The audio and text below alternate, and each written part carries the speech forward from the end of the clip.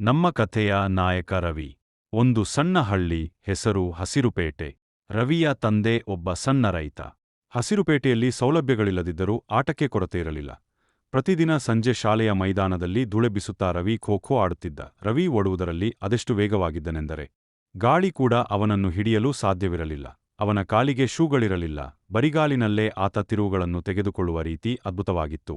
ಆತನ ದೈಹಿಕ ಶಕ್ತಿ ಬರೀ ವ್ಯಾಯಾಮದಿಂದ ಬಂದಿದ್ದಲ್ಲ, ಹೊಲದಲ್ಲಿ ತಂದೆಗೆ ಸಹಾಯ ಮಾಡುತ್ತಾ ಬಂದಿದ್ದು. ಒಂದು ದಿನ ತಾಲೂಕು ಮಟ್ಟದ ಕ್ರೀಡಾಕೂಟ ನಡೆಯಿತು. ಅಲ್ಲಿ ದೈಹಿಕ ಶಿಕ್ಷಣ ಶಿಕ್ಷಕರು ರವಿಯ ಆಟವನ್ನು ಗಮನಿಸಿದರು. ಅವನ ಚುರುಕುತನ, ಡೈವ್ ಹೊಡೆಯುವ ರೀತಿ ಮತ್ತು ಎದುರಾಳಿಯನ್ನು ಬುಗುರಿಯಂತೆ ತಿರುಗಿಸುವ ಕಲೆ ಕಂಡು ದಂಗಾದರು. ಅವರು ರವಿಗೆ ಹೇಳಿದರು, ರವಿ, ನಿನ್ನ ಈ ವೇಗ ಕೇವಲ ಹಸಿರುಪೇಟೆಯ ಮೈದಾನಕ್ಕೆ ಸೀಮಿತವಾಗಬಾರದು. ನೀನು ಸ್ಟೇಟ್ ಲೆವೆಲ್ ಆಡಬೇಕು. ಆದರೆ ರವಿಗೆ ನಗರದ ದೊಡ್ಡ ಆಟಗಾರರ ನಡುವೆ ಆಡುವ ಭಯವಿತ್ತು. ಆದರೂ ಹಳ್ಳಿಯ ಹೆಸರನ್ನು ಉಳಿಸಬೇಕೆಂಬ ಹಂಬಲ ಅವನನ್ನು ಸಿದ್ಧಪಡಿಸಿತು.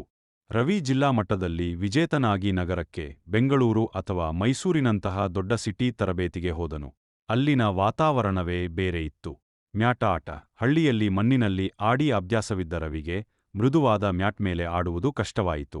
ಶೂಗಳನ್ನು ಹಾಕಿಕೊಂಡು ಓಡುವುದು ಮೊದಲಿಗೆ ಮುಜುಗರ ತರಿಸಿತು. ಅವಹೇಳನ.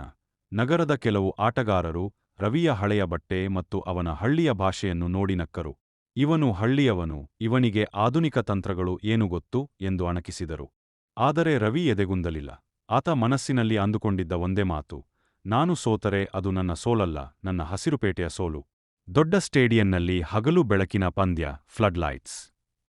ಫೈನಲ್ ಪಂದ್ಯವು ರವಿಯ ತಂಡ ಮತ್ತು ನಗರದ ಪ್ರಬಲ ತಂಡದ ನಡುವೆ ಇತ್ತು.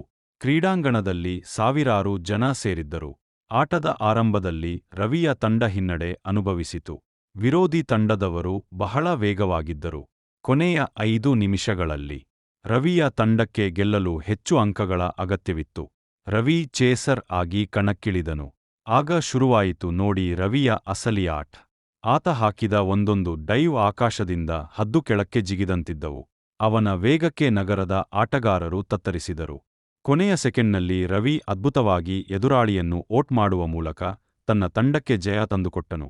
ಅವನ ತಂದೆ ಕಣ್ಣೀರು ಹಾಕುತ್ತಾ ಹೇಳಿದರು, ಮಗನೇ, ಇವತ್ತು ಈ ಮಣ್ಣಿನ ಲಾಣ ತೀರಿಸಿದೆ.